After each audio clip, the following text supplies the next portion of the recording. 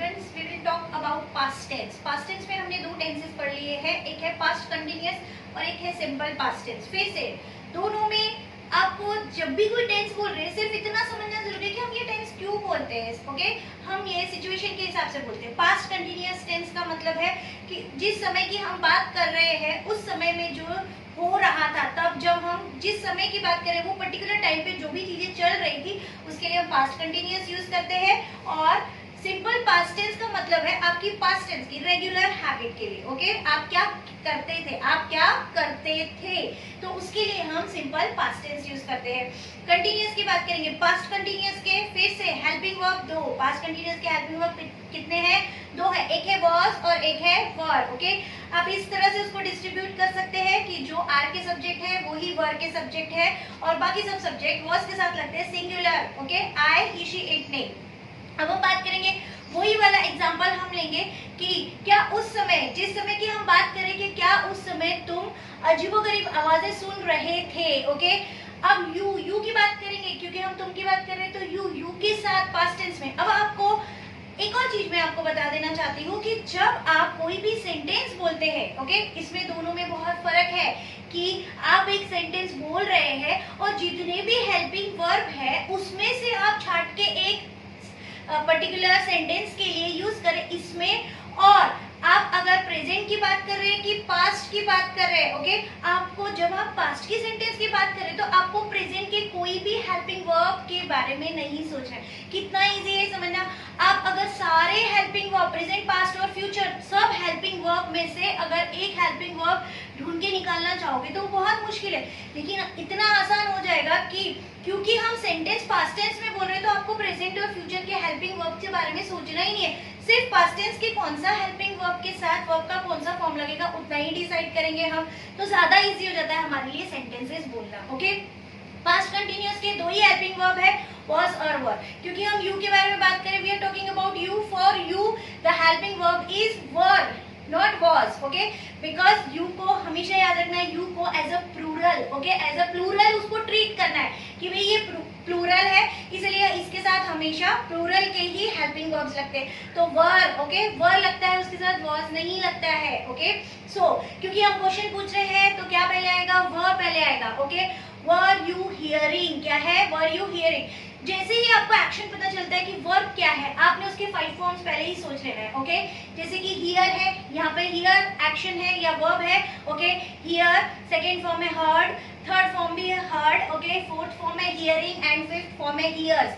यहाँ पर हम बात कर रहे हैं V4 की, तो हियर का V4 क्या हो जाएगा? हियरिंग हो जाएगा। लेकिन पास्ट टेंस के बारे में बात करें तो was were। Okay, were you hearing strange noises, क्योंकि क्वेश्चन की बात करें इसलिए were हेल्पिंग वर्ब पहले आएगा, were you hearing strange noises। Okay, अब हम बात करते हैं आंसर की। अगर हमको आई के लिए आंसर देना है, हमको यू के लिए आंसर ना देते हुए आई के लिए आंसर देना है, हम कोई भी सब्जेक्ट के लिए आंसर दे सकते हैं। ओके, हम बात करेंगे आई कि मैं सुन रहा था, तब उस समय मैं अजीबोगरीब आवाजें सुन रहा था। आई वॉज हियरिंग, आई वर्ग लगा सकते हो क्या? बिकॉज नहीं, आई तो सिंगुलर है और सिंगुलर के साथ कंटिन्यूअस के लिए पास्ट टेंस में वॉज लगता है, दैट्स व्हाई आपको वॉज यूज करना है। और क्योंकि हम आंसर दे रहे हैं तो सब्जेक्ट क्या है? आई, तो आई पहले आएगा, वॉज सेकेंड नंबर पे आएगा। I was hearing strange noises. Okay, got it. अब हम बात करेंगे इसी सेंटेंस को हम सिंपल की बात करेंगे। ओके, सिंपल की helping verb, simple past tense का helping verb only one. Okay, एक ही है उसका, वो क्या है? डिड और डिड नॉट। क्वेश्चन पूछेंगे तो क्या पहले? विद ऑल सब्जेक्ट, 8 सब्जेक्ट है, with all subject same helping verb did. Okay, did के साथ क्या लगेगा? V1। सिर्फ आंसर देते वक्त आपको ये ध्यान में रखना है कि जो हेल्पिंग वर्ब आप जिस सब्जेक्ट के साथ यूज करते हैं उसी फॉर्म में आपको क्या यूज करना है? उसी फॉर्म में आपको वर्ब का फॉर्म यूज करना है। ओके, लेकिन बाकी सब जगह जहां पर भी हेल्पिंग वर्ब है, चाहे प्रेजेंट की बात करेंगे डू, डज, डोंट, डजंट, सब जगह आपको V1 यूज करना है। वैसे ही डिड और डिड नॉट भी है तो V1 ही यूज करना है। सिर्फ अफर्मेटिव यानी पॉजिटिव आंसर देते वक्त ही आपको वर्ब का ध्यान रखना है। ओके, हम सिंपल पास्ट टेंस की बात करेंगे। यस, आंसर दे रहे हैं। अब आंसर दे रहे हैं कि डिड यू हियर, क्वेश्चन पूछेंगे हम तो डिड पहले आएगा, यू के बारे में पूछेंगे डिड यू हियर, V1 आएगा क्योंकि डिड है ऑलरेडी। ओके, तो did you hear strange noises? Answer देना चाहते हो, आंसर कैसे दोगे?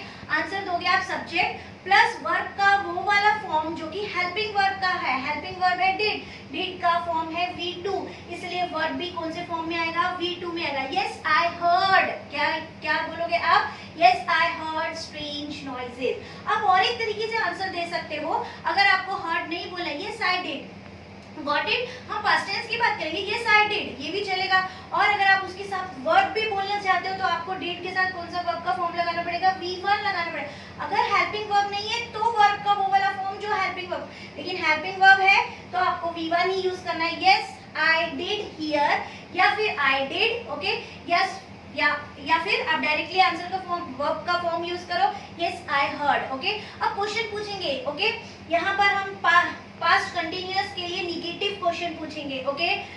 वर दे हियरिंग, दे के बारे में बात करेंगे, दे के साथ भी क्या लगेगा? वर लगेगा। Were they hearing strange noises, okay, were they hearing question है। अब निगेटिव क्वेश्चन अगर पूछना है तो weren't they hearing, were not का एक्सेंट क्या है? Weren't, weren't they hearing strange noises, okay. Answer दे रहे हैं, आंसर कैसे देंगे?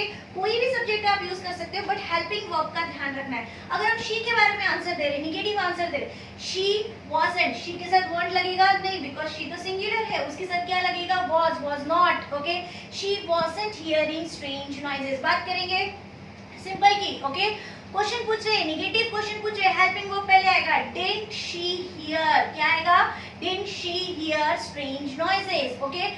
जवाब दे रहे हैं, जवाब कैसा दे रहे हैं? निगेटिव दे रहे हैं, इसलिए डिड नॉट लगेगा, V1 आएगा, he didn't hear strange noises, got it? आपको ये समझना जरूरी है कि combination of helping verb and verb का फॉर्म कौन सा लगेगा। इतना अगर समझ में आ गया तो आपका ग्रामर जो होता है वो एकदम करेक्ट हो जाता है, got it? Now students, we will talk about future tense, okay? फिर से दो टेंसेस की रिवीजन चल रही है हमारी, continuous and simple. Future continuous की बात करेंगे। फ्यूचर कंटिन्यूअस का मतलब है कि अभी से लेके कंटिन्यूअस, फ्यूचर और कंटिन्यूअस यानी प्रेजेंट से लेके कुछ समय तक फ्यूचर में जो चीजें कंटिन्यूअस रहती है उसके लिए हम यूज करते हैं फ्यूचर कंटिन्यूअस टेंस और सिंपल फ्यूचर टेंस, ओके। फिर से इसका कंटिन्यूअस है तो कौन सा वर्ब का फॉर्म यूज करेंगे? हम V4 फॉर्म यूज करेंगे। और सिंपल है तो कौन सा फॉर्म यूज करेंगे? V1। हमने ऑलरेडी देखा है कि सिंपल का रूल है, सिंपल का क्या रूल है कि अगर हेल्पिंग वर्ब है, डू डज है, डोंट डजंट है, डिड है, डिड नॉट है, ओके, तो V1 ही आएगा। और हमने ये भी देखा है कि फ्यूचर का ऐसा कोई सेंटेंस नहीं होता है जिसमें कि उसका हेल्पिंग वर्ब यूज नहीं होता है। उसकी दो हेल्पिंग वर्ब है, with all subject, okay, will या शैल। उसके लिए भी हमने छोटा सा ट्रिक सीखा है कि विथ ऑल सब्जेक्ट आप अपोस्ट्रोफी डबल एल लगाइए, वो फ्यूचर हो जाता है, ओके। सो अब हम कंटिन्यूअस की बात करेंगे। फ्यूचर कंटिन्यूअस में आपको आईएनजी के लिए एक और वर्ब या एक और वर्ड जो यूज करना पड़ता है वो है बी, ओके। ग्रामेटिकली दो सब्जेक्ट है आई और वी, जिनके साथ लगता है शैल और बाकी सब सब्जेक्ट के साथ लगता है विल, ओके। लेकिन उसके साथ अगर आपको फ्यूचर कंटिन्यूअस है, अगर कंटिन्यूअस यूज करना है दैट मींस कि V4 यूज करना है तो आपको उसके साथ बी यूज करना पड़ता है, ओके। बात करेंगे, क्वेश्चन है, ओके। क्वेश्चन है विल यू बी हियरिंग, क्या है? Will you be hearing strange noises? Yes I shall be hearing. और आप बोल सकते हो I'll be, ओके। क्या यूज कर सकते हैं हम? शैल भी नहीं और विल भी नहीं, तो उसके लिए हम यूज कर सकते हैं इल, उसका प्रोनाउंसिएशन है इल, okay. I'll be hearing strange noises। हम बात करेंगे सिंपल की, will you hear, okay, will you hear। जब आप वहां जाओगे, when you talk in present tense but talk about future tense, okay, जब आप प्रेजेंट में हो बट बात करते हो कुछ समय बाद की फ्यूचर टेंस की, तो हम बात करते हैं सिंपल फ्यूचर में, ओके। हम बोलेंगे कि जब तुम वहां जाओगे, मतलब ऐसा नहीं बोल रहे बट उसका इनडायरेक्ट मीनिंग होता है कि विल यू हियर, तब तुम वहां पर सुनोगे क्या? Will you here strange noises, okay. Yes I hear, क्या है? Yes I hear. निगेटिव की बात करेंगे, विल नॉट का एक्सेंट है वोंट, विल नॉट का एक्सेंट है won't, okay. Won't she be hearing, क्या है? Won't she be hearing strange noises? She won't be hearing strange noises, okay? Simple की बात करेंगे, सिंपल में बी नहीं आता है, ओके, और V1 आता है। Will she hear, क्या है? will she hear strange noises, और will not का accent won't, okay, won't she hear strange noises, she won't hear strange noises, और he won't hear strange noises. In this way हम दो tenses की बात करें, आपको ये समझना जरूरी है कि कंटिन्यूअस और सिंपल में क्या फर्क है. अब कुछ बच्चों को ये भी कंफ्यूजन हो जाता है, प्रेजेंट और पास्ट का कंफ्यूजन हो जाता है. आपको ये भी डिफरेंशिएट करना जरूरी है माइंड में कि भाई प्रेजेंट जो है इज एम आर भी प्रेजेंट है और डू डज भी प्रेजेंट है. ओके, पास्ट की बात करेंगे, वॉज वर भी पास्ट है और डिड भी पास्ट है. ओके, विल बी ओके और विल, ये दोनों फ्यूचर टेंस है. बट आपको उसका कॉम्बिनेशन जो है वो सीखना है. किस चीज का कॉम्बिनेशन? कॉम्बिनेशन टेंसेस का जो होता है वो पर्टिकुलर आपको सिर्फ इतना ही सीखना होता है, combination of helping verb and form of verb. Got it? Okay students, now मैं आपको ये बोलना चाहती हूँ कि आप रिवीजन कीजिए, पहले के लेक्चर्स भी देखिए. आपको अगर कोई कंफ्यूजन होता है तो हर एक लेक्चर को लिंक किया है. ओके, पहले हमने नाउन के देखे, फिर टेंसेस स्टार्ट किए. टेंसेस को भी मैं कनेक्टिविटी दे रही हूँ. अलग अलग जो भी लेक्चर्स आप देख रहे हो उसको हर लेक्चर को एक दूसरे से कनेक्ट करके देखिए. अगर आपको ऐसा लगता है तो पहले के लेक्चर्स बार बार देखिए. ओके, और फिर भी अगर थोड़ा कंफ्यूजन लगता है तो हम और उसको एक्सप्लेन करेंगे. टेस्ट भी आपकी लेनी है मुझे, तो एक पर्टिकुलर टेस्ट की डेट फिक्स करेंगे. तो इसी तरह से आज हमने दो टेंसेस जो है उनके बीच में, प्रेजेंट, पास्ट और फ्यूचर, उसके बीच में हमने देखा कि क्या कनेक्शन होता है और किस तरह से आपको कंटिन्यूअस यूज करना पड़ता है और किस तरह से सिंपल यूज करना पड़ता है. Okay, so thank you for now, bye, take care, have a nice day.